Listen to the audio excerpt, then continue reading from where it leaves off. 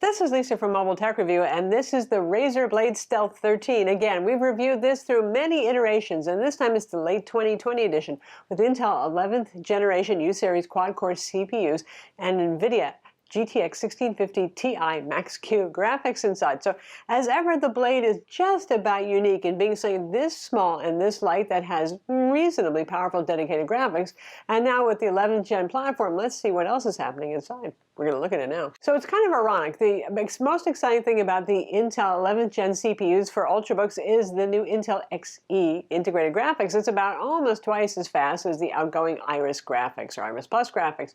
But here, most of the time, if you're really doing things that require graphical oomph, you're going to be using that nice NVIDIA GTX GPU that's built in. Well, still, you do get a little bit better performance from the CPU, and happily, versus what Razer did more than a year ago, where we saw the wattage for the CPU not really hitting where we wanted to hit, this one is happy to use 15 to up to 39, 40 watts of power when it's performing hard. And also, thankfully, Razer takes cooling seriously, and this is something where they really have a leg up against some of their competitors in, say, like Dell XPS 13 land. In terms of the cooling here, it's actually very effective. I was impressed with the thermals of this when running synthetic benchmarks, which are often more punishing than real-world use, and seeing temperatures for CPU in the 80s to 90s, where often we see upper 90s to thermal throttling at the 100 degrees centigrade max. So that's good. Also, we have Thunderbolt 4, which isn't a big leap forward in terms of Thunderbolt technology, still 40 gigabit per second, but hey, you can now connect two 4K monitors at 60 frames per second or one 8K monitor. You got more bandwidth for both data and for display, so there are some improvements there. In terms of the physical design, well, this looks just like the last generation and the generation before it model, and that's not a bad thing. It's sort of like Apple and their MacBooks. When you get a really sweet design, why change it up yet? Still CNC aluminum unibody, black, and the Razer Snake logo is also black, so no more, hey, yay, bright green zigging on there to, make it look a little more gaming laptop than you might want. When it comes to displays, you have two options here, and that's 120 Hz fast refresh full HD display, and that's matte, non-touch, and there's a 4K OLED touchscreen option. So for gamers, I think you're going to go with the full HD matte display for the faster refresh rate, and because the laptop's not really powerful enough to drive games at 4K anyway, and then 4K is a little overkill for a 13-inch laptop display if you're playing games. But the 4K is there for those of you who are getting this for content creation, those of you who want to do really fast photo editing on the go, panoramas, stitching things together that are more demanding in Photoshop, or you're doing 4K video editing, that sort of thing. So we have that full HD 120 Hz display, and I was quite pleased with it. It's a Sharp panel made by Sharp, and it's got good brightness. It's got very nice contrast. Experientially looking at it, this looks like a very crispy and colorful display. And yay, it's matte, so no glare on it. And you can see the metrics on screen. I do like it quite a lot, and I'm not that sensitive to ghosting, but even playing some first-person shooters like Apex, I really didn't notice much ghosting to speak of. Again, 120 Hz, so it'll support good frame rates.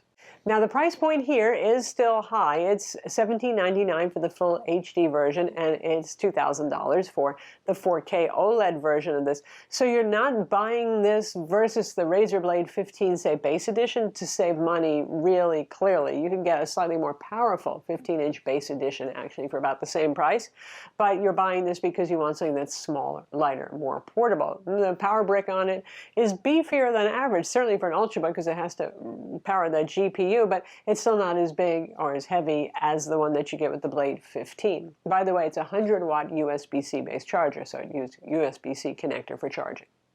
For those prices, you get 16 gigs of DDR4 dual-channel RAM that's soldered on board. That's the only option that Razer offers. Sorry if you wanted 32 gigs. I think that might have been nice.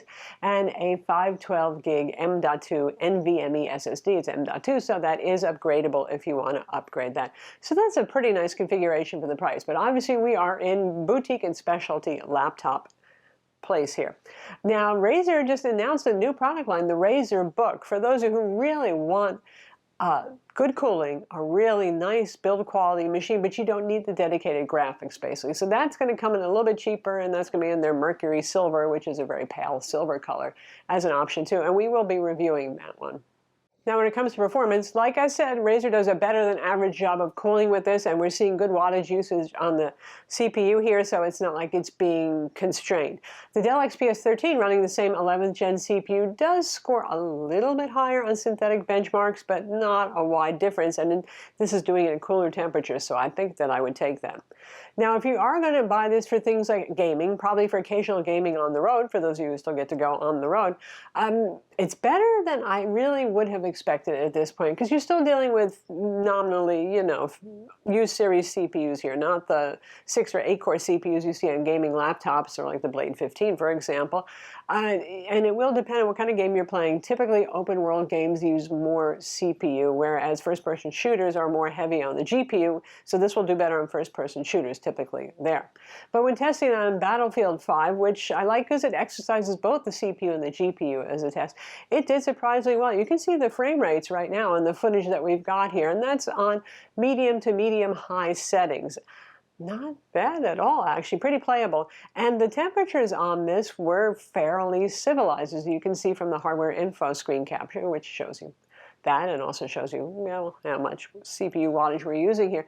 So it's pretty good. And the fan noise from the dual fans isn't bad. I mean, you will hear them when you're playing games or you're exporting 4K video, but it's not like the Razer Blade from years ago, you know, that filled a room with horrible sound. You'll hear them go shh, and that's about it.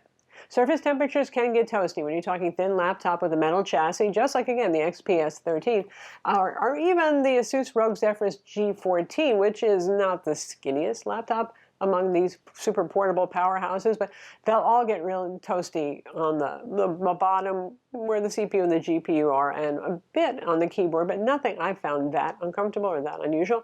For everyday use, if you're doing productivity tasks or you're streaming video or even compiling code and stuff like that, no, then it doesn't get hot in the least.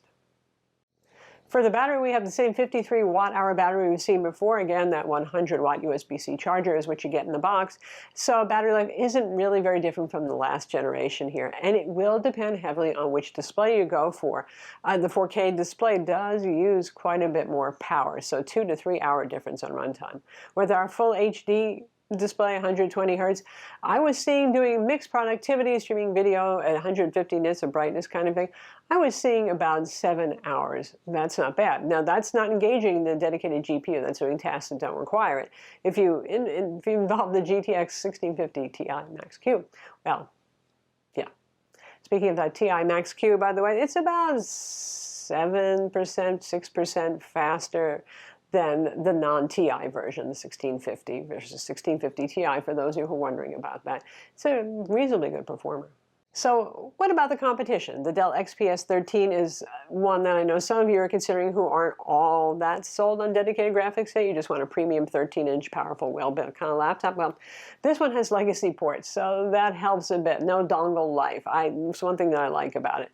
But really, I think clearly the reason to buy the Stealth is going to be for the GPU. When it comes to the keyboards and the trackpads, well, the trackpads are Microsoft Precision on both of these. I like them equally well.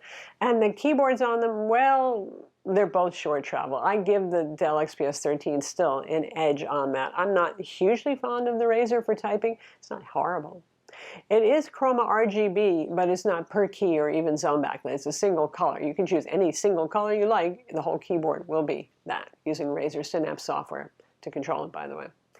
And then there's the Asus ROG Zephyrus G14, which is typically more affordable, and you can get that with up to an NVIDIA RTX 2060 and AMD Ryzen, a really good Ryzen showing on that laptop, and that one is the most powerful. The CPU is just more performant on it, and obviously if you get the RTX 2060 model, well, that's going to be more performant too, though it is available with GTX 1660, a couple of different, of those. But yeah, the most performance certainly there. I don't think the display is quite as pretty on it. I like the keyboard a bit better on the ROG, though, and the battery life is really stellar on the ROG, so that's still a lot of competition there. It's not nearly as pretty and CNC aluminum perfect looking, though, and I know a lot of people buy their products not just based on the performance, but on the build, the looks, and all that sort of thing. To get inside, as ever, it's pretty straightforward. Torx T5 screws, they're all visible. Unscrew them all and then lift it up. There's no nasty plastic clips to fight with, so it's really a pleasure. And that's what the underside looks like. And here are our internals, which is a lot of cooling system going on here for a small laptop. So there we have our two fans and our two heat sinks, and nice beefy cooling system right here, like I said. And we've got our socketed M.2 SSD here, 512 gig standard from the factory, pretty fast performance on it.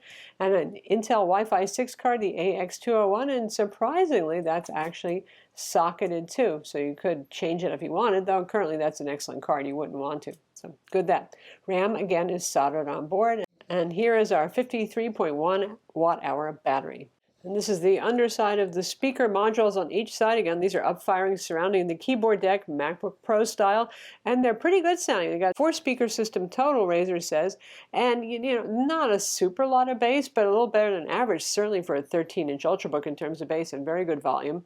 Supports THX audio, and of course, you've got the headphone jack too. So that's the Razer Blade Stealth 13, the late 2020 edition with Intel 11th Gen CPUs inside, and still almost in a class to itself in terms of being this powerful, this premium, this thin and light. And of course, it is something you're going to pay a price for too, isn't it? But man, it's always a sweet piece.